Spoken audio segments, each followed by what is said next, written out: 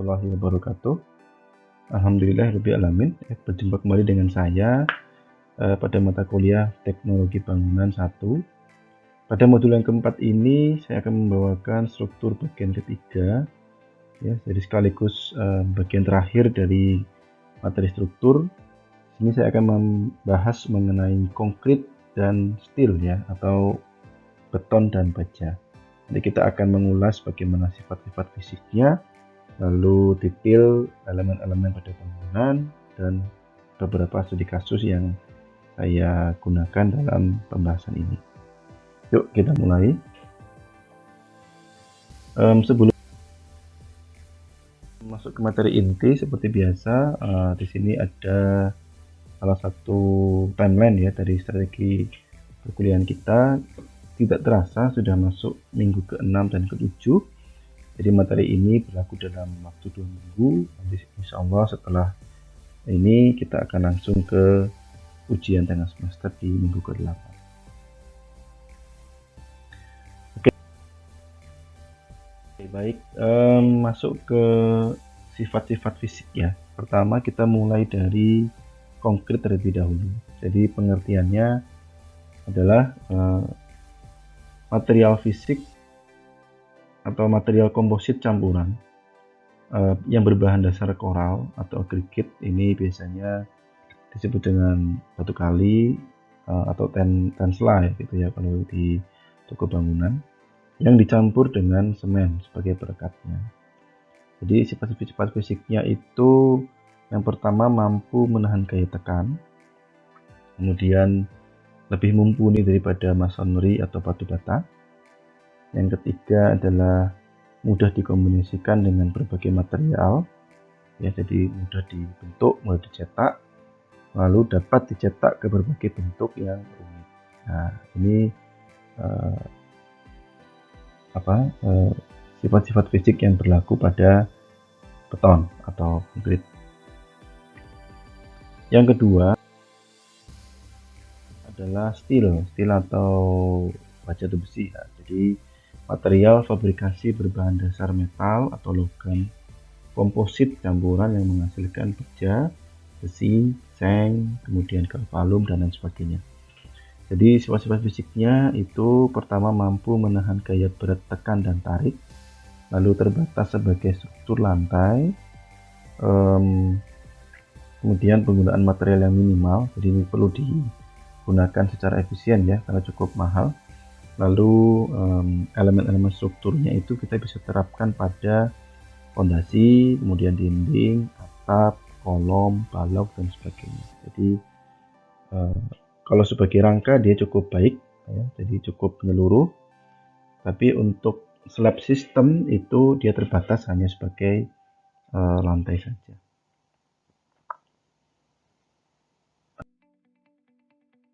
Oke, ini yang kita bahas, ya, elemen-elemen struktur yang berlaku pada material konkrit and steel, mulai dari sistem fondasi, kemudian sistem lantainya, lalu sistem dinding dan sistem atapnya. Ya, kita mulai dari sistem fondasi terlebih dahulu.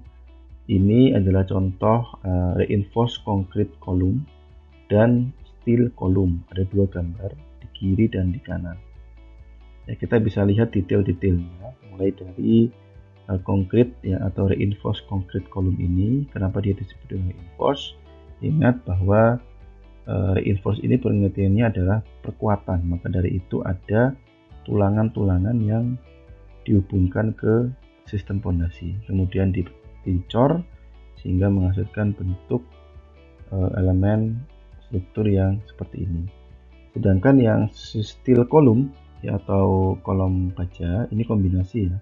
Jadi kolomnya menggunakan baja atau besi I, kemudian dibaut. Nah, di bawahnya ini ada plat beton yang digunakan sebagai tumpuan dari kolom baja. Oke, masuk ke sistem lantai. Ini contoh gambar-gambar dari beton, ya. Jadi menyerupai tadi sistem fondasi. Di bagian sistem lantai untuk beton ini prinsipnya sama, menggunakan tulangan atau sengkang biasanya kita sebut, mulai dari kolom, kemudian masuk ke balok, ya, balok induk atau balok anak, kemudian ada sengkang-sengkang yang berlaku. Nah, di sini ada tumpuan kolom yang lain. Nah, ketebalannya itu kalau kita lihat di sini ya, rule of thumb. Ini ada pengeterangan rule of thumb, minimum adalah 10 cm atau 4 inch. Nah, ini bisa kita gunakan untuk acuan dalam menggambar sistem potongan pada bangunan.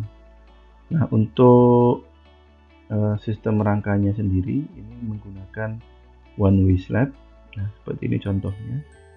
Ya, jadi ada tumpuan-tumpuan kolom dan balok untuk mengikat kekakuan antara satu kolom dengan kolom yang lain. Nah, untuk ketebalan ini ya disesuaikan ya untuk jaraknya, disesuaikan dengan lebar dari ruangan tersebut.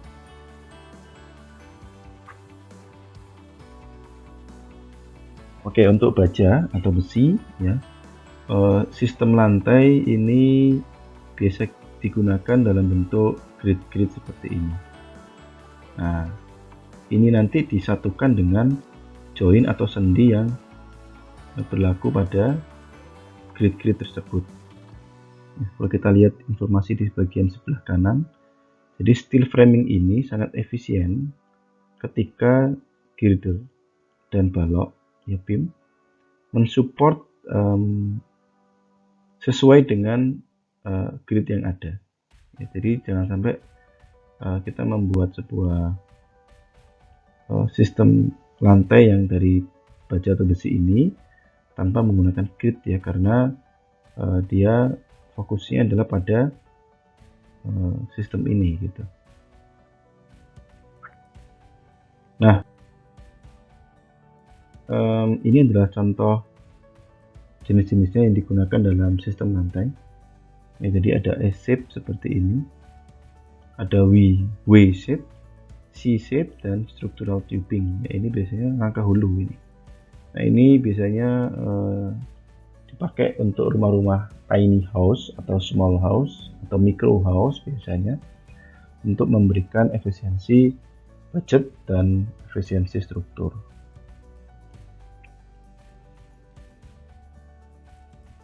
Oke, kemudian masuk ke sistem dinding. Pertama di material beton ya.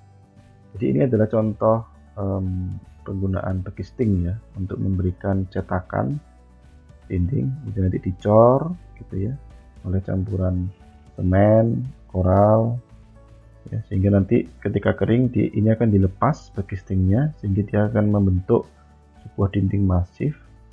Dan biasanya dinding masif itu digunakan untuk mensupport rangka secara keseluruhan, atau bahasa lainnya adalah shear wall.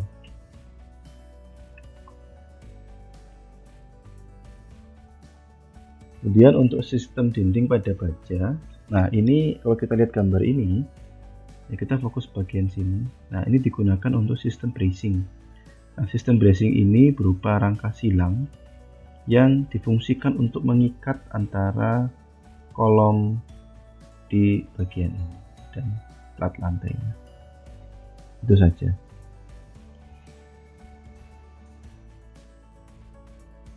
Nah, ini beberapa jenis-jenis materialnya atau bentuk-bentuknya ya. Jadi mulai dari V-shape, round pipe, rectangular, welded plates, recursive form, dan welded plates. Ini rangkaiannya ya ketika disatukan dalam bentuk-bentuk bracing tadi.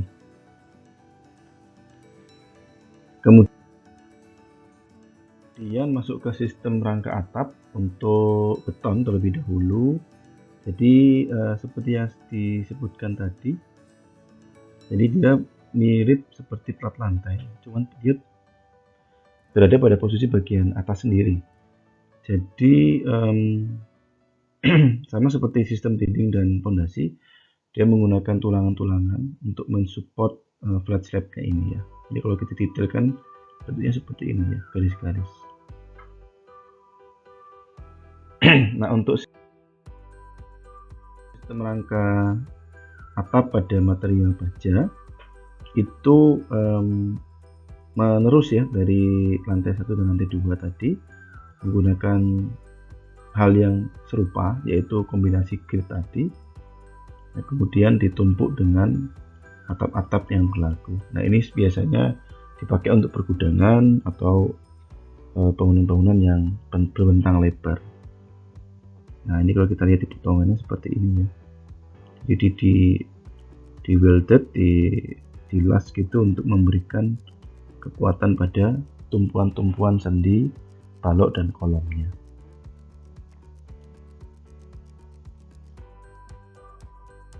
Oke, ini untuk sistem rangka atapnya. Tadi yang posisi datar ini agak sedikit miring. Secara garis besar memang penggunaan struktur baja atau besi ini bisa diterapkan pada bangunan yang sekiranya butuh bentang yang cukup lebar ya atau panjang, sehingga cocok digunakan untuk material baja atau besi.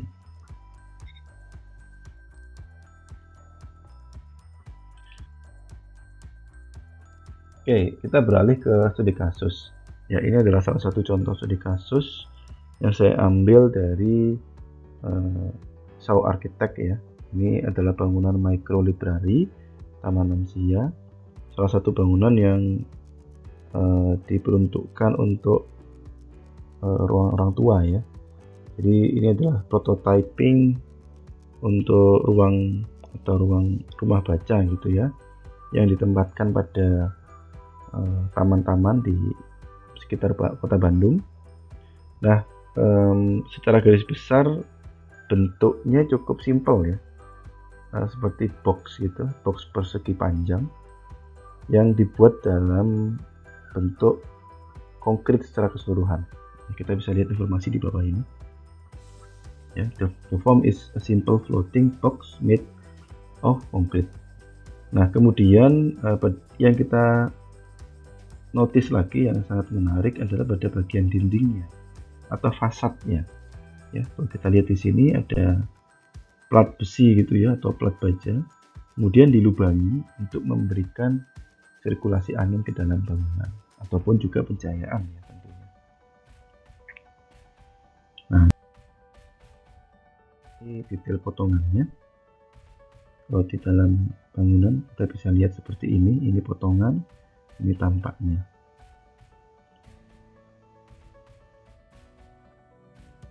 Ini untuk denahnya, floor plan. Pada bagian depan ya, ini depannya masuk menggunakan ramp. Kemudian orang di depan ini kita bisa duduk-duduk ya, melihat pemandangan sesuai dengan karakter orang-orang lansia gitu ya. Dan di sini ada ruang baca.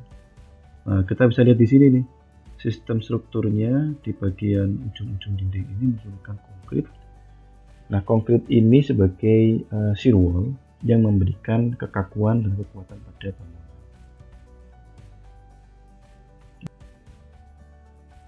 Ini detailnya secara lebih dekat ya, pada bagian fasadnya tadi, kombinasi antara dinding besi atau baja kemudian di finishing dengan material PVC ya, dengan ukuran-ukuran yang berbeda-beda tentunya ini ya.